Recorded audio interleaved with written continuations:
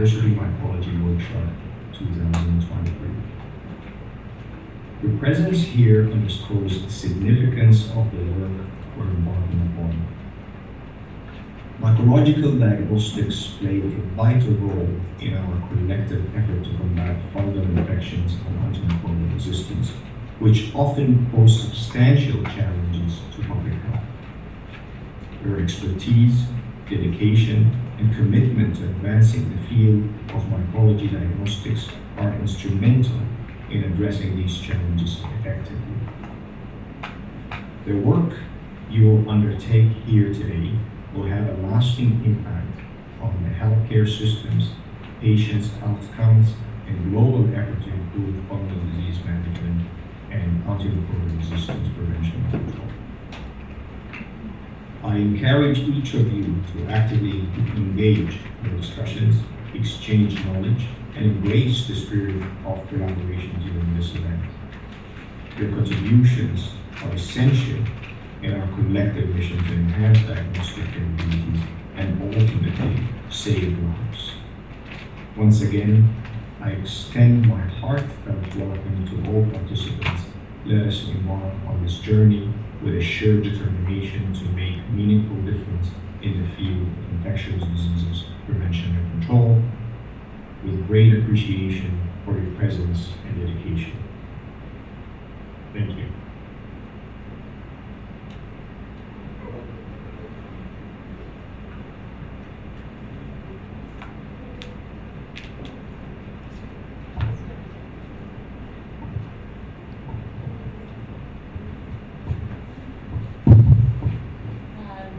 Tôi sẽ dịch qua tóm tắt thôi cái phần mà của Sati, tức là đại diện của WHO, đặc biệt là cái mảng mà nhiễm trùng nấm này, thì ông nói rằng là đối với cả nhiễm trùng nấm hiện nay thì đấy là vấn đề cũng rất là đáng quan ngại trên thế giới, và đặc biệt là cái phần mà chẩn đoán ấy nó rất là quan trọng, nó liên quan đến cái kết quả lâm sàng cũng như là các cái gọi là mình sẽ cứu được bệnh nhân nếu mà chẩn đoán sớm, thế nên là vai trò của việc chẩn đoán là rất là quan trọng. Nên hôm nay thì trong cái buổi tập huấn này thì ông nói rằng là cái vai trò của xét nghiệm hoặc quý như mọi người đang ngồi đây này nó rất là quan trọng, bởi vì nó liên quan đến không chỉ cho bệnh nhân mà liên quan đến cả việc sức khỏe của cộng đồng, cũng như là các cái ảnh hưởng về cả rất nhiều các cái ảnh hưởng trên toàn thế giới về mặt tỷ lệ tử vong vân vân, rồi là các cái mà mình có thể cứu được bệnh nhân.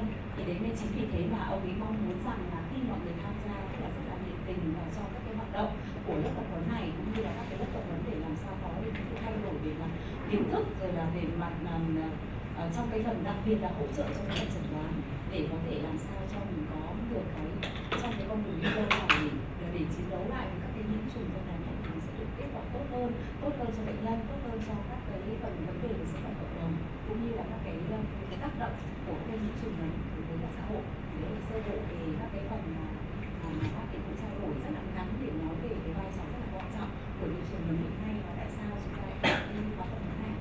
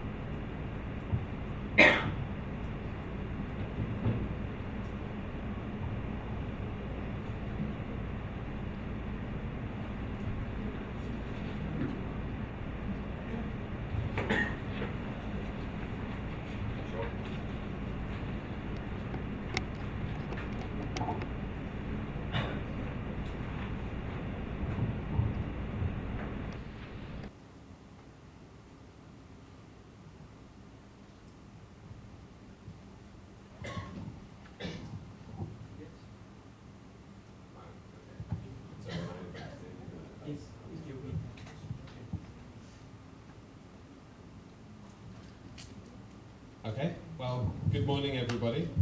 My name is Justin Beardsley. I'm an infectious disease doctor and researcher based in University of Sydney. Xin chào mọi người ha, thì đây là ông Justin Beardsley ha, ông là phó giáo sư mà bác sĩ và bác sĩ bệnh nhiễm luôn. Bây giờ hiện tại là ông đang công tác tại Đại học Sydney. So my special area of interest is antimicrobial resistance and specifically antifungal resistance and the management of fungal infections. Thì chuyên ngành của ông á, là về vi khuẩn kháng thuốc và vi nấm kháng thuốc. And this is acknowledgement of the limits of my knowledge. So I'm a clinician, not a microbiologist. So I'm very happy to be accompanied by Katrina Halliday and also these excellent microbiologists who will deal with the more practical laboratory aspects. My interest is primarily the clinical management of infection. Bởi vì ông chỉ là nhà lâm sàng thôi ha, thì ông rất là mừng tại hôm nay là có cô Katrina và có các bạn ở đây là những cái người mà chúng ta cũng làm trong phòng xét nghiệm á. Yeah. So the person that we just heard from, Hatim Sati, is a colleague of mine that I worked with over the last 2 years developing the fungal priority pathogen list for the WHO. And that's what my talk now is going to focus on over the next half an hour. Lúc đấy chúng ta vừa thấy ông Sati ha, ông Sati là người mà của WHO mà Justin đã làm việc được 2 năm á, là người đã cùng với Justin cũng xây dựng được cái danh sách ưu tiên của các nấm mà cần quan tâm cho CDC, và đó là cái chủ đề của cái bài mà Justin đang định nói.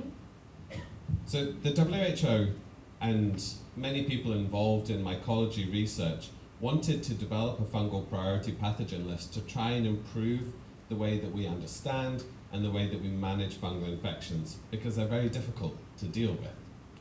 Thì lý do tại sao mà phải xây dựng được cái danh sách mà ưu tiên để quan tâm của nấm á, thì chúng ta có thể tập trung các nguồn lực ha, để chẩn đoán và cũng như là tìm hiểu về cái điều trị, tại vì nó rất là khó để quản lý hiện nay. There are a few of the complexities of fungal infections I've highlighted on this slide. So at the top, the number of people being affected by fungal infections is increasing every year as immune-compromised populations increase. Lý do tại sao mà phải quan tâm tới nấm thì là ở trong cái slide mà mọi người có thể thấy ha, là do các ca bệnh mà nhiễm nấm ấy càng ngày càng tăng lên ha, và thực sự là trong cái nhóm suy giảm miễn dịch thì mình cũng có càng ngày càng nhiều những người như vậy, và cái nhóm đấy là cái nhóm nhiễm nấm. And as many of you will be aware, we're quite limited in the drug treatment options that we have for fungal infections. So there's only 4 classes of drugs readily available for systemic use, and there's not many new ones in the pipeline, unfortunately. Và về thuốc kháng nấm thì nó đã cực kỳ ít so với kháng sinh ha, mình chỉ có 4 thuốc kháng nấm chính ha, và những cái kháng nấm mà điều trị nhiễm nấm hệ thống á, thì vẫn đã có rất là hạn chế. We have relatively poor access to diagnostics in many places where the disease burden is highest. So for example, in Vietnam, there are quite few laboratories that can do antifungal susceptibility testing and identification successfully, despite the fact we estimate many millions of cases of people affected by serious fungal infections over the last decade. Ngoài ra cái việc mà chẩn đoán cũng như là kháng nấm đồ rất là hạn chế, thì ông có lấy ví dụ ở Việt Nam ha, thật ra chúng ta cũng có nhiều những cái ca nhiễm nấm lắm, nhưng mà không phải tất cả phòng xét nghiệm nào cũng làm được cái kháng nấm đồ, và vì vậy nên đó là cái việc mà chẩn đoán và điều trị còn hạn chế. Two of the problems that I'm particularly interested in are the emergence of drug resistance, and we see 2 pretty good examples up on the board here: Candida auris and azole-resistant Aspergillus fumigatus. Chúng ta thấy những cái tác nhân nhiễm nấm mới nổi mà chúng ta sẽ điểm mạnh đặt tên được luôn ha. Thứ nhất là Candida auris ha, và Aspergillus mà kháng với azole.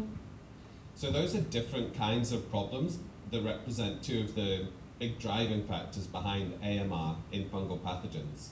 In the case of Candida auris, it's the emergence or the redistribution of species that are intrinsically resistant to antifungal agents. And in the case of Aspergillus, it's environmental exposure over prolonged periods of time, developing new resistance mutations in existing species. Thật ra cái 2 kiểu hình kháng này nó khác nhau ha, như Candida auris thì sẽ đa kháng với các sử dụng ha. Còn Aspergillus mà kháng với azole là do trong cái môi trường sử dụng nhiều những cái thuốc diệt nấm á, thành ra là nó học được cái tính kháng là do từ môi trường. These are both new and current problems that have really emerged over the last decade, and we haven't kept pace in the way that we have with bacterial pathogens in surveillance, in understanding, and in research. So that's why we're super enthusiastic about improving laboratory capacity in Vietnam, Southeast Asia, and the rest of the region, so we can understand our own problem and start to resolve it. Cái công tác mà chẩn đoán kháng nấm đồ của mấy cái nấm á, thì thật sự mà so với vi trùng á, là chúng ta rất là trễ. Đó là lý do mà bây giờ hiện nay á, là đây là thời điểm tốt để chúng ta bắt đầu triển khai những hành động này. So these on the board are what the WHO's purpose was in developing the fungal priority pathogen list. It was a really big undertaking, and I'm going to take you through the process and the results, and some of the key recommendations of this report if you didn't have a chance to read it yet.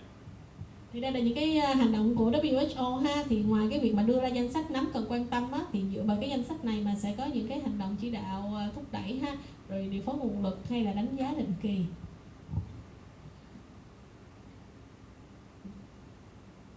So just a photo of me and my friends. Katrina's there too in the middle. So the WHO made a call for proposals. They asked for anyone in the world to get a group of researchers together to try and develop this priority pathogen list. And we were the core group, but actually there was over 60 researchers involved, including colleagues here in Vietnam. Thì khi mà WHO mà kêu gọi là hợp tác á, thì Đại học Sydney với cái group lúc nãy mình thấy ha, có Justin và cô Katrina đó, thì đây là cái group mà đã tham gia cái nghiên cứu cũng như xây dựng những cái danh sách vùng nấm ưu tiên. The process of developing this priority pathogen list went in two parts. So you can see on the slide here kind of a flow chart of the overall process. Just remind myself of the sides. Then the far side was a series of systematic reviews. So we were given a list of pathogens, 19 pathogens, and we reviewed all of the published data on those pathogens for the past 10 years in order to summarize them and describe them in ways that allowed us to compare them to each other. Thì trên đưa cái danh sách này thì không phải tự nhiên cái mình đưa danh sách này người ta chịu ha. Thì cái group mà nghiên cứu mà tham gia đưa danh sách này là người ta phải chọn ra là 19 cái tác nhân ưu tiên, sau đó thì search những cái tài liệu nghiên cứu đã publish ha, trong vòng 10 năm nay để xem cái tầm quan trọng, tầm ảnh hưởng của những cái con nấm này. On the other side, this was a international survey. So we sent out a survey from the WHO to anyone who was interested in working on mycology, and we had almost 400 respondents, and they had to hypothetically rank two pathogens with comparable attributes to say which they thought was a bigger threat. So they were hypothetical fungal pathogens. Sau đấy thì làm một cái cuộc survey ha, gửi cho 400 cái phòng xét nghiệm trên thế giới ha, thì cho các phòng xét nghiệm thế giới thì có 400 phòng á, là có gửi feedback về á, và trong cái bản survey này thì người ta kêu á, là phải nêu ra 2 cái tác nhân nấm mà người ta thường gặp nhất mà người ta nghĩ là quan trọng á. So having described 19 pathogens in a systematic and comparable way, and then asked 400 mycologists which features they think should be prioritized, we came up with an initial ranking of which pathogens were most important for global health research. Thì là từ 19 cái chủng nấm ấy, 19 loại con nấm mà người ta đưa ra và bắt cho các chuyên gia nấm trên toàn thế giới chọn ra 2 con đó, thì người ta sẽ lựa ra được cái danh sách ưu tiên theo thứ tự. And the very final step was this bit in the middle, the International Expert Advisory Group, so-called, of the WHO, based in Geneva, then looked at that list and they considered which had were the most pressing threats to public health. So we'd initially ranked based on research and development needs, and they now incorporated public health priority. Ngoài ra thì cũng có một cái group nữa là các chuyên gia về nấm á, họp ở WHO ở Geneva đó, thì người ta sẽ đưa ra những cái được xếp hạng tầm quan trọng này, cái nào là ảnh hưởng tới public health, là về sức khỏe cộng đồng nhất, chứ không phải chỉ dựa riêng về cái danh sách mà của 400 cái chuyên gia về nấm.